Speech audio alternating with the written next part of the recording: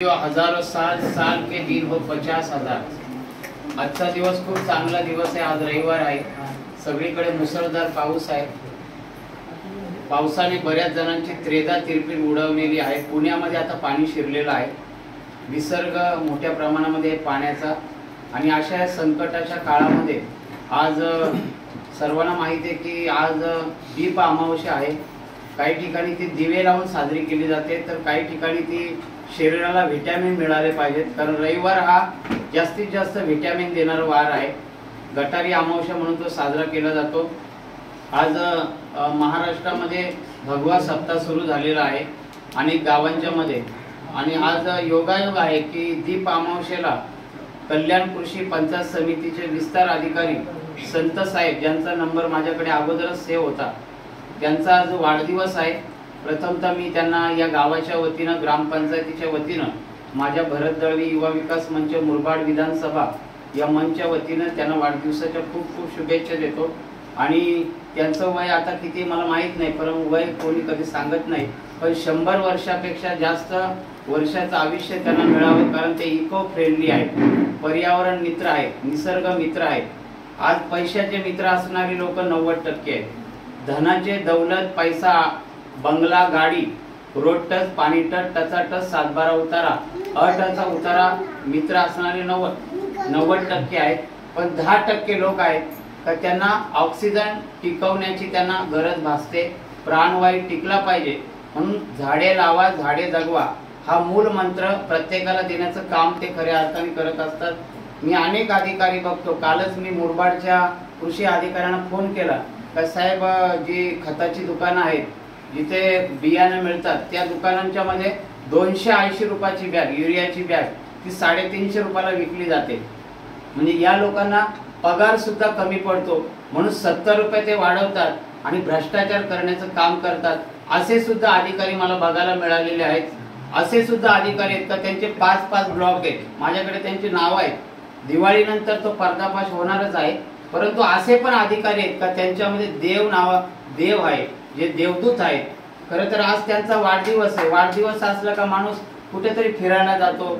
बऱ्याच जणांना मी जेव्हा वाढदिवसाला शुभेच्छा देतो आणि म्हणतो तर मला तुमच्या घरी यायचंय, तर ते सांगतात मी आळंदीला आहे, मी तुळजापूरला आहे, मी तिरुपती बालाजीला आहे। कुठेच जाण्याची काही गरज नाही। तुमचं तिरुपती बालाजी तुमच्या भागात आहे, ज्या भागात तुम्ही काम करता, ज्या भागाचे तुम्ही सरपंच आहात, सदस्य आहात, तिथेच तिरुपती बालाजी बनवा, तिथेच पंढरपूर बनवा, तिथेच आळंदी बनवा। आणि हा ध्यास प्रत्येकाने घेतला पाहिजे। आणि मला या ठिकाणी आल्यानंतर खूप आनंद वाटला। कालच मला संतोषजी सुरसे साहेबांनी मेसेज केला की सर असा कार्यक्रम आहे। मी ठरवलं का पर्यावरणाचा कार्यक्रम आहे, त्यामुळे आपल्याला जावंच लागेल। भरपूर काम आहेत, अजून 17 काम आहेत, म्हणजे मुरबाडला सुद्धा जायचे। 17 कामं रात्री 12 वाजेपर्यंत करायचे, होतील का नाही मला माहिती नाही, पण पहिलं काम मात्र शुभ आहे। कारण झाडं लावा, झाडं जगवा। प्रत्येकाने आपल्या घराजवळ, दाराजवळ, आपल्या अंगणामध्ये, परसबागेमध्ये एक तरी झाड लावलं पाहिजे। आज त्यांचा वाढदिवस आहे, ते आळंदीला पण जाऊ शकले असते, तिरुपती बालाजीला पण जाऊ शकले असते, माळशेज घाटामध्ये सुद्धा भिजायला जाऊ शकले असते, पण त्यांना तसा वाढदिवस करायचा नाही। बरेच जण आपला वाढदिवस माळशेज घाटात स्नेहभोजन करून साजरा करतात किंवा एखाद्या हॉलमध्ये स्नेहभोजन करतात।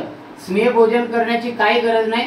तुम्ही गरजू गरीबाला, एखादा अनाथ असेल, अपंग असेल, आदिवासी असेल, त्यांना भोजन द्या, ते खरं स्नेहभोजन आहे। हे असं इकडचं तिकडचं स्नेहभोजन खरं भोजन नाहीये। म्हणून आज आपल्याला जे भविष्यात भोजन मिळणार आहे ऑक्सिजनच्या माध्यमातून आणि प्राणवायूच्या माध्यमातून, आणि ते भोजन देण्याचं काम संत साहेबांनी केलेलं आहे। त्यांची रिटायरमेंट कधी आहे मला माहिती नाही, पण भविष्यामध्ये मुरबाड तालुक्यामध्ये जर असा कृषी अधिकारी आला आमच्या, तर खरोखर मुरबाडचं भाग्य उजळल्याशिवाय राहणार नाही। कारण असे बरेच अधिकारी आहेत का ते संडेला, रविवारी, सुट्टीच्या दिवशी मोबाईल बंद ठेवतात, स्विच ऑफ। मी जवळजवळ दिवसात 5-6 अधिकाऱ्यांना फोन करतो, बरेच जणांचे मोबाईल बंद असतात। पण संत साहेब खरोखर इथे आल्यानंतर माझा आणि त्यांचा जास्त परिचय नाहीये, पण भविष्यामध्ये 100% होईल। तुम्ही आज आमच्या रायते गावामध्ये, कारण कल्याण तालुक्यातलं हे माझं लाडकं गाव आहे, जशी एक योजना आलेली आहे माझी लाडकी बहीण, माझी पण मी योजना आता सुरू केलेली आहे। माझा लाडका गाव म्हणजे रायते गाव आहे, आणि त्यामुळे रायते गावामध्ये जेवढे काही कार्यक्रम राबवता येतील, मी स्वतः हे गाव दत्तक घेतलेलं आहे। माझ्याकडे धन दौलत पैसा नाही, पण सामाजिक काम करायची आवड आहे। आमचे करिश्माताई सुरोशी असतील, समिताताई सुरोशी असतील, अगोदरचे सरपंच असतील, माजी सरपंच असतील, या गावातले आणि गावकरी असतील, या सगळ्यांना बरोबर घेऊन या ठिकाणी या गावात खूप चांगल्या प्रकारचे कार्यक्रम होतात। या गावात अखंड हरिनाम सप्ताह होतो, या गावात प्रवचनाचे कार्यक्रम होतात।